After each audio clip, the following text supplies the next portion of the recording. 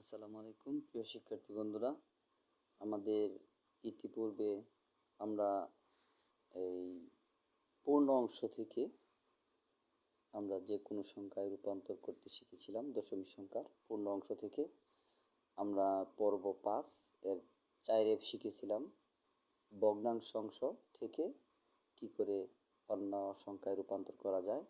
আর পর্ব 5-এও একই, এই ভগ্নাংশ অংশ দশমিক সংখ্যা, এটা দশমিক সংখ্যা, ডেসিমাল সংখ্যাও বলা হয়।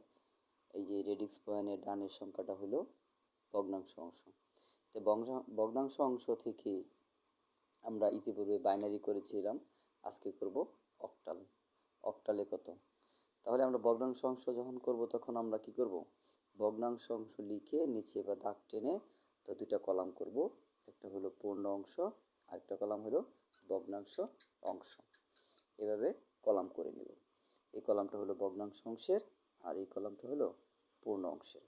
তো এভাবে কলাম করে তারপর আমি এই যে রেডিক্স পয়েন্ট 8, 9 লিখবো। ওই যে ওই সংখ্যাটাই, হ্যাঁ, রেডিক্স পয়েন্ট 8, 9 এই সংখ্যাটাই দশমিক সংখ্যা অর্থাৎ ডেসিমাল সংখ্যায় যে লিখলাম।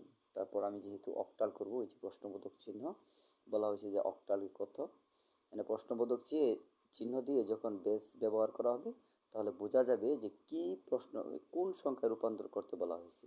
বেস দেখে বুঝে নিতে হবে যে আমাকে অক্টাল করতে হবে না বাইনারি না হেক্সাডেসিমাল। তো বেস দেখেই, প্রশ্নবোধক চিহ্ন নিচে বেস দেখেই বুঝতে হবে কি চাইলো আমার কাছে। তাহলে আমরা অক্টাল করব। অক্টাল করার জন্য কি করতে হবে, এই সংখ্যাটিকে 8 দ্বারা গুণ করতে হবে। গুণ করব কেন? যেহেতু সংখ্যাটা আমার কি ভগ্নাংশ অংশ, এই জন্য গুণ করব। আর যদি পূর্ণ অংশ হতো তাহলে আমরা কি করতাম, ভাগ করতাম।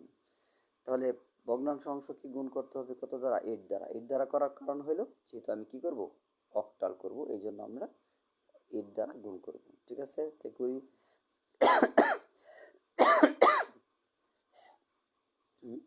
এখন 8 দ্বারা গুণ করতে হলে সংখ্যাটা আমরা সহজেই করি, ক্যালকুলেটর ব্যবহার করে সুবিধা হবে।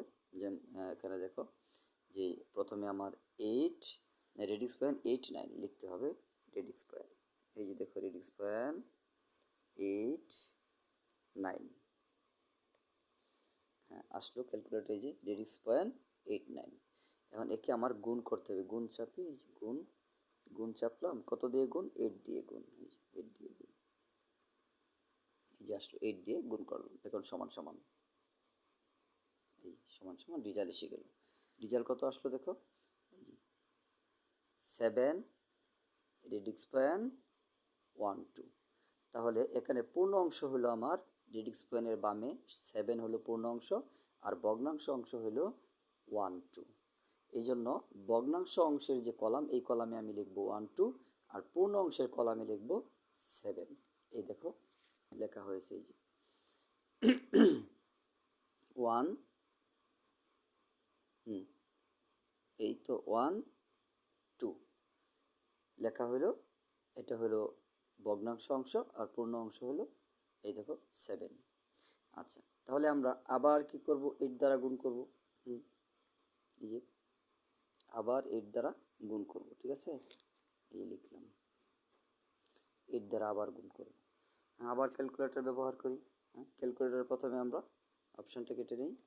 তাহলে আমরা আবার কত লিখতে হবে, ওই যে এখানে আছে রেডিক্স পয়েন্ট 1, 2, এই রেডিক্স পয়েন্ট 1, 2 লিখে তারপর 8 দ্বারা গুণ করতে হবে। তাহলে প্রথমে আমরা এই রেডিক্স পয়েন্ট, এই যে রেডিক্স পয়েন্ট চাপলাম, তারপর আবার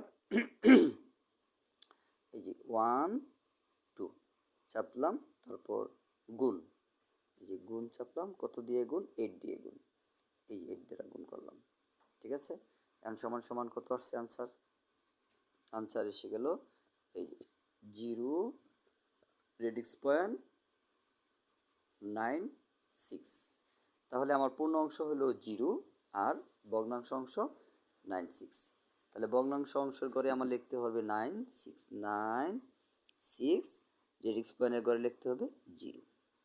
আমরা এই পর্ব, এই যে পর্ব 4-এ কিন্তু বলা হয়েছিল যে আমরা যখন প্রথমে পূর্ণ অংশ পাবো, তারপর যখন আমরা আস্তে আস্তে 0 পেয়ে যাব তখন অঙ্কটা নিচ দিকে করতে হবে না। আর যদি প্রথমে আমরা 0 পেতাম তাহলে আবার অঙ্কটা নিজ দিকে করতে করতে যতক্ষণ পূর্ণ অংশ না পাবো ততক্ষণ করতে হবে।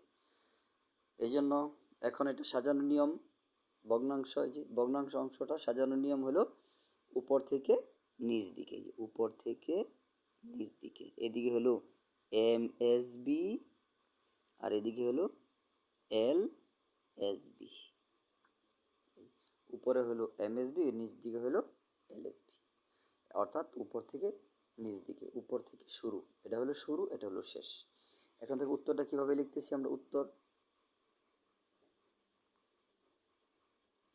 উত্তর আমার দশমিক সংখ্যাটা ছিল রেডিক্স পয়েন্ট 8, 9, হ্যাঁ, রেডিক্স পয়েন্ট 8, 9 ব্যাচ 10 সমান সমান উত্তর পেয়ে গেলাম। এই যে 7 থেকে শুরু করতে হবে, 70, তা লিখতে হবে 70। এই যে বেস দিলাম, কি করলাম? অক্টাল, এই জন্য অক্টাল বেস। বাইনারি করলে বাইনারি বেস, হেক্সাডেসিমাল করলে হেক্সাডেসিমাল বেস। তো যেহেতু আমরা অক্টাল করেছি এই জন্য আমরা অক্টাল বেস ব্যবহার করব, ঠিক আছে। কিন্তু আমরা যেহেতু সংখ্যাটা ছিল কি ভগ্নাংশ অংশের, এই জন্য আমার রেজাল্ট, এই যে আনসারের মধ্যেও এখানে আমার 7-এর আগে কি আমার রেডিক্স পয়েন্ট ব্যবহার করতে হবে, তাহলে আমার এটাও ভগ্নাংশ অংশ হয়ে গেল।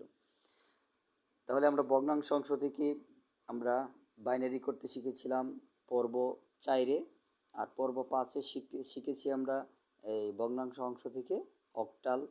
এখন আমরা সামনে পর্ব 6-এ শিখব ভগ্নাংশ অংশ থেকে কি করে হেক্সাডেসিমাল করা যায়, ঠিক আছে। খুদা হাফেজ।